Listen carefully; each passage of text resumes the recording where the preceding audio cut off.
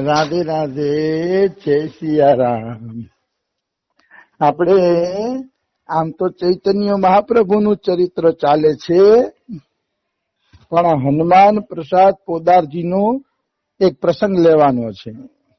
હા, બહુ જ સુંદર મજાનો પ્રસંગ છે. વચ્ચે બીજી વાત એટલે ઘુસાડવી પડે છે કે મારું મન જ નવા પ્રસંગોમાં રહે છે હમણાં.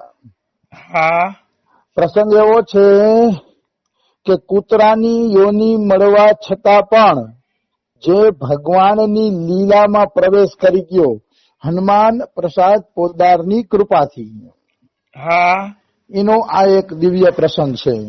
હા, પ્રસંગ એવો છે કે રતનગઢની અંદર એક ધનવાન શેઠ રહેતા હતા. હા, રતનગઢ એટલે રાજસ્થાનનો જિલ્લો છે, જે જિલ્લાની અંદર રતનગઢ નહીં, ચુરુ જિલ્લો છે, ચુરુનું રતનગઢ છે. અને ત્યાં હનુમાન પ્રસાદ પોદારજીનો જન્મ થયેલો હતો, મતલબ એનું જન્મ સ્થાન છે. હા, એટલે હનુમાન પ્રસાદ પોદાર દર વર્ષે 20-25 દિવસ રતનગઢમાં ગાળવા માટે આવતા. 20-25 દિવસ તો જાતા જ રતનગઢ. હા, તો એ રતનગઢમાં એક ધનવાન શેઠ રહેતો હતો, અને આમ સારો હતો. હા, આમ ધાર્મિક હતો, પોદારજીના સત્સંગમાં આવે અને એમ ધાર્મિક વૃત્તિ વાળો હતો. પણ તો એમ કે છે કે ધનની અંદર 15 અવગુણ છે. હા, ચોરી, હિંસા, ખોટું બોલવું, દંભ, કામ, ક્રોધ, ગર્વ, અહંકાર, ભેદ બુદ્ધિ, વેર, અવિશ્વાસ, સ્પર્ધા, લંપટતા, સત્તા અને મદ એટલે અહંકાર. આ બધા ધનના અવગુણ છે. વાહ, ધનવાન લોકોની અંદર આવા અવગુણ રહેતા હોય છે. બિલકુલ. એટલે જેની પાસે ધન છે અને ધન હોવા છતાં પણ જેને અહંકાર નથી, માનવાનું કે એના ઉપર ભગવાનની બહુ મોટી મોટી કૃપા છે. હા, ભગવાનની કૃપા વગર નકર ધનનો અહંકાર છે ને એ જાતો નથી. હા, ભગવાનની કૃપા હોય તો ધનનો અહંકાર લે છે, નકર આ ધનનો અહંકાર છૂટવો કઠિન છે. બિલકુલ. તો આ જે શેઠ હતા, એ શેઠ એમ માનતા હતા કે હું બધું સુખ ભોગવવા વાળો છું, મારી પાસે અપાર ધન છે, એવું બધું પોતે માનતા હતા. પણ ગીતાજી એમ કે છે, અનેક ચિત્ત વિભ્રાંતા મોહ જાલ સમાવૃતા પ્રસક્તા કામ ભોગેસુ પતંતી નરકે અસુચિ. જે લોકો ધનના કારણે ભોગો ભોગવવામાં લાગેલા છે, બીજાને તકલીફ દેવામાં લાગેલા છે, એને હું અસુચિ નરક એટલે અપવિત્ર નરકમાં નાખું છું. હા, તો આ જે શેઠ હતા એ પોદારજીનો સત્સંગ સાંભળતા, પણ મનમાં ને મનમાં હનુમાન પ્રસાદ પોદારજીની ઈર્ષા પણ કરતા. હા, મનોમન ઈર્ષા. હું કામ ઈર્ષા કરતા? તો કે રતનગઢનો જે રાજા છે એ રાજા પોદારજીમાં વધુ પ્રેમ રાખતો હતો. હા, એટલે શેઠને એમ થતું હતું કે ધનવાન હું છું, રતનગઢમાં બધાથી વધુ પૈસા મારી પાસે છે, રાજાને પણ ક્યાંય મારા કામની જરૂર પડે તો મારી પાસે આવે છે, તો પોદારજીનો આટલો આદર શું કામ કરે છે? હા, એવી એને મનોમન ઈર્ષા રહેતી હતી. અને આખું રતનગઢ પોદારજીના નામ ઉપર ભજન કરવા તૈયાર થઈ જાય, કીર્તન કરવા તૈયાર થઈ જાય, સેવા કરવા તૈયાર થઈ જાય, અને શેઠનું કોઈ માનતું નહોતું.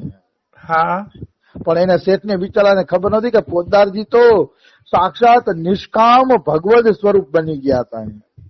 હા, સાક્ષાત ભગવાન જ બની ગયા હતા પોદારજી. એટલી ઊંચી સ્થિતિ હતી, અને એના કહેવાથી તો બધા સેવામાં લાગી જાય ને. નિષ્કામ હતા, એનામાં એવા ગુણ હતા કે લોકો એને ચાહતા હતા. હા, અને શેઠમાં ગુણ હતા નહીં, એમ પાછા લોભિયા હતા. એટલે લોભિયા હતા, કોઈનું કામ કરે નહીં, કોઈને ઉછીના પાછીના પૈસા ના આપે, કોઈ સેવા જ ન કરે તો કોણ ચાહવાનું છે? બિલકુલ. એટલે શેઠને ચાહતા નહોતા, એટલે અંદર એને ઈર્ષા થતી હતી પોદારજીની. હા, અને એ મોકો પણ ઢૂંઢતા હતા કે જો પોદારજીનું નીચું થાય એવું કઈ મળી જાય ને તો પોદારજીનું નીચું થાય એવું કરવું છે. હા, આવા એ તાકમાં હતા. અને એ શેઠજી એકવાર બીમાર પડ્યા ને શેઠજી, તો બધા હનુમાન પ્રસાદ પોદારને બોલાવા ગયા કે પોદારજી, શેઠજીનો અંતિમ સમય છે, તમે હાલો, એમ બોલાવવા માટે ગયા. પણ આ પોદારજી ઈર્ષા કરી હતી ને, એટલે ઠાકોરજીને મંજૂર નહોતું કે આવડા મોટા મહાપુરુષાની મૃત્યુ ટાણે હાજર રહીએ. હા જે માણસ બીજાની ઈર્ષા કરે છે, અદેખાઈ કરે છે, એના મૃત્યુ ટાણે ભગવાન મહાપુરુષને પણ હાજર રહેવા દેતા નથી. હા બહુ ધ્યાન રાખીને જીવન જીવવું પડે છે, નહીતર આપણે અંતિમ સમયે સંતની હાજરીનો મોકો છે ને એ ગવાઈ બેસીએ છીએ. હા તો પોદારજીને બોલાવવા ગયા ને તો પોદારજી કે ભાઈ મને શૌચ લાગી છે ને શૌચ લાગ્યું એટલે તો જવું પડે એમ. હા એટલે હું શૌચ કરીને આવું.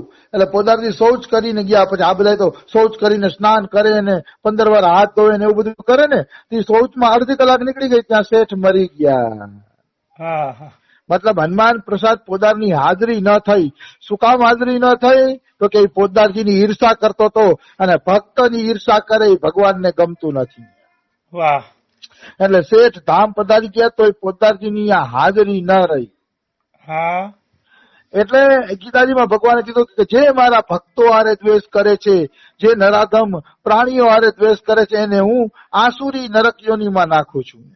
હા અને આ શેઠ પોતાના પાપના કારણે હનુમાન પ્રસાદ પોદારની ગલીમાં જ રતનગઢમાં જ કૂતરું બનીને જન્મે છે.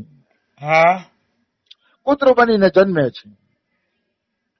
એક વખત રાધા બાબા પોતાના રૂમમાં ભજન કરતા હતા. હા ભજન કરતા હતા ને તો ગલુડિયું કું કું કું કું કરતું હતું ને આ ભજનમાં વિક્ષેપ પડતો હતો. રાધા બાબાને દયા આવતી હતી. હા તો કાનોડાએ હસીને કીધું ઓલું ગલુડિયું કુકુ કરે છે કોણ છે ખબર છે? રાધા બાબા કે કોણ છે? તો કે ઓલો પોદારજીની ઈર્ષા કરતો હતો ને શેઠ જ જો આ ગલુડિયું બનીને આવ્યો છે કે એ પાપી છે એટલે મેં એને કૂતરાની યોનીમાં નાખી દીધો છે. હા તો રાધા બાબાને દયા આવી. દયા આવી ને એટલે એને કીધું કે હવે પ્રભુ બિચારાથી ઈર્ષા તો થઈ ગઈ, જે થઈ ગયું એ થઈ ગયું, હવે એને છોડી દો ને. એ કે હા હવે તમે કે એને છોડી દો. એ કે જાતું કરી દો, બિચારાથી ભૂલ થઈ ગઈ કે જાતું કરવા મજા છે. હા ત્યારે ભગવાન શ્રી કૃષ્ણ રાધા બાબા નું કે ખબર છે કે હે ચક્રધર, ત્યારે એનું નામ ચક્રધર હતું, સન્યાસીનું નામ ચક્રધર હતું. હા રાધા બાબાનું સન્યાસીનું નામ ચક્રધર હતું. હા તો કે હે ચક્રધર, હું ભક્તોને આધીન છું. મારા સીધા સાદા સરળ ભક્તોએ મને વશમાં કરી લીધો છે. હા તો કૃષ્ણ કે હનુમાન પ્રસાદ પોદાર મને એટલો વાલો છે કે હનુમાન પ્રસાદ પોદારને મેં મારું હૃદય આપી દીધું છે. વાહ હનુમાન પ્રસાદ પોદારની કોઈ નિંદા કરે તો કૃષ્ણ કે મને ગમતું નથી, કારણ કે મારો જીવ છે, મારું કાર્ય કરે છે અને મારા કાર્યમાં દિવસ રાત લાગેલો છે. આવા ભક્તની કોઈ ઈર્ષા કરે તો કેવી રીતે જોઈ શકું? ભગવાન કહે છે. હા પોદારજીએ સ્ત્રી, પુત્ર, ઘર, પરિવાર, પોતાનું વતન, ધંધો, નોકરી બધું ગીતા પ્રશ્નના કામ માટે છોડી દીધું છે. હા નોકરી ધંધો આ તે બધું ભગવાન કે એને મારા માટે છોડી દીધું છે, એટલે હું કઈ રીતે એનો ત્યાગ કરી શકું એમ. હા હું તો કે પોદારજીનો ત્યાગ કરી શકું એમ નથી. હા તો ભગવાન કૃષ્ણ થોડીક આમ ક્રોધ ભરી આંખથી બોલે છો કે શેઠને માફ કરીશ જ નહીં. રાધા બાબાએ જોયું કે ભગવાન કૃષ્ણની આંખ લાલ લાલ થઈ ગઈ છે ભક્ત પ્રેમના કારણે. હા મારા ભક્તની નિંદા કરી છે એટલે કૃષ્ણની આંખ લાલ થઈ ગઈ તો રાધા બાબા ચૂપ થઈ ગયા કે ભાઈ આમાં કઈ બોલવા જેવું નથી. હા ત્યાં તો ઓલું કૂતરું કુ કુ કુ કરતું હતું ને તો રાધા બાબાને દયા આવી કે હાલને આને કંબલ ઓઢાડી આવું એમ. હા શિયાળાના દિવસો છે ને કૂતરું કૂકુ કરે છે તો લાવ કંબલ ઓઢાડી આવું. તો એ કંબલ ઓઢાડવા ગયા ને ત્યારે કેટલાય કૂતરા કૂકુ કરવા માંડ્યા. તો રાધા બાબા કહે આખો સંસાર દુઃખી છે, હું ક્યાં સુધી બધાની સેવા કરીશ? હા મારી પાસે કંબલ એક જ છે અને આખો સંસાર દુઃખી છે. એટલે એને પટ કરતું પાછા વયા ગયા, બધાને ભગવાન ભરોસે છોડી દીધા કે હે ભગવાન, આ બધા તારા જીવ છે, તારે જેમ કરવો એમ કર. વાહ બધાને પ્રભુ ઉપર છોડી અને રાધા બાબા પાછા આવી જાય છે. આવી વસ્તુ છે. પછી એક દિવસ રાધા બાબા ભજન કરતા હતા. હા ભજન કરતા હતા ને તો એ કૂતરું કું કું કું કું કું કરતું હતું. હા કૂકું કરતું હતું ને તો રાધા બાબાએ કીધું કે હે પ્રભુ, તારે આ કૂતરાને જો તારે જન્મ કૂતરાની યોનીમાં દેવો હતો ને તો અમારી જ શેરીમાં શું કામ દીધો? હા મારાથી કે આનું દુઃખ જોવાતું નથી. આ કાયમી કુકુ કરે છે અને મને આની દુર્દશા યાદ આવીને દુઃખ થાય છે. મારું હૃદય કરુણાથી ભરાઈ જાય છે. તો હે પ્રભુ, આવું શા માટે કર્યું? બીજે ક્યાંક તમે એને જન્મ દીધો હોત તો મારે તો આ નજરે ન જોવું પડત નહીં. કે હા મને આ નજરે જોવું પડે છે ને જરાય ગમતું નથી. દયા આવી ગઈ રાધા બાબાને. હા મતલબ ભલે સંસાર દુઃખી છે કે પાપની સજા ભોગવે છે, પણ રાધા બાબા કે મારી નજર સામે ના ભોગવા દો. હા મને છે ને નજર સામે ભોગવે છે ને મારાથી જોવાતું નથી. એટલે એને દયા આવી. તો એક દિવસ સાંજે કૂતરું કુકુ કુકુ કરતું હતું ને, તો રાધા બાબાને એટલી દયા આવી ગઈ કે એને નક્કી કર્યું કે ભાઈજીને કઈ આનો ઉતાર કરવો જોશે. હા એટલે એકવાર સાંજે કુકુ કરતું હતું ને કૂતરું, તે રાધા બાબા ભાઈજી પાસે ગયા. ત્યારે ભાઈજી શૌચ કરીને માટીથી હાથ ધોતા હતા. હા ભાઈજી એકલા જ હતા. ત્યારે બીજું કોઈ હતું નહીં. અહીંયા રાધા બાબા પહોંચ્યા. હા ત્યાં ગયા ને એટલે હનુમાન પ્રસાદ પોદાર હસીને કહે, કેમ સ્વામીજી, કેમ કેમ અહીંયા આવવાનું થયું? મને બોલાવી લેવાય ને, કે શું કામ છે? હા તો કે મહારાજ, આ કૂતરું પાછલા જન્મનું શેઠ છે, તમને બધી ખબર તો છે જ. કે હા અને આ કુકુ કરે છે ને મારાથી કે જોવાતું નથી. કે તો તમે કોઈ પણ રીતે છે ને આનો ઉદ્ધાર કરો. હા કે નિંદાના રૂપમાં પણ એને તમારું સ્મરણ તો કર્યું છે ને. હા ભલે નિંદાના રૂપે તમને યાદ કર્યા છે, અને તમે તો ભગવદ સ્વરૂપ છો. કે કરુણા કરો, કરુણા કરો, આ શેઠનો ઉદ્ધાર કરો. હા પછી રાધા બાબા શું કે છે? ધણી કે દ્વારે પડે રહો, ધણી કી ઠોકર ખાય, કબ હુક ધણી નિવાજ હૈ, જો દ્વાર છોડ નહીં જાય. ધણીના દરવાજે પડ્યા રહ્યો. ધણી ઠોકર મારે તોય ધણીના દરવાજે પડ્યા રહ્યો. ક્યારેક ક્યારેક ધણી પૂછશે, ભાઈ તું કોણ છો અને મારી ઠોકર ખાઈ નહીં તું અહીંયા કેમ પડ્યો છો? હા ધણી પૂછશે. ધણી એટલે મતલબ કહેવાનો ભાવ કે હે પોદારજી, આ શેઠ ગમે એમ તોય તમારા આંગણામાં પડ્યો છે. ગલુડિયું થઈને ઠોકર ખાઈને પણ તમારા આંગણામાં પડ્યું છે. તો હવે એની ખબર પૂછો કે ભાઈ આના ઉધારનું કઈક કરો તમે. ભાઈજીને કહે છે, પોદારજીને. હા ત્યારે પોદારજીના આંખમાંથી આંસુડા નીકળી જાય છે. આંસુડા નીકળીને પોદારજી એમ કહે છે, સાચી વાત છે, અને મારી નિંદા કરી છે. કે પણ રાધા બાબા, તમે મને શું એટલા બધા ક્રૂર સમજો છો? પોદારજી કહે છે, હું એટલો ક્રૂર નથી. કે આ કૂતરાની મુક્તિનો ઉપાય મેં વિચારી જ લીધો છે. એમાં તમે એના ઉપર દયા કરી દીધી, એટલે હવે તો આ કૂતરાનો ઉદ્ધાર પાકો જ છે. કે તો કે કેવી રીતે ઉદ્ધાર કરશો?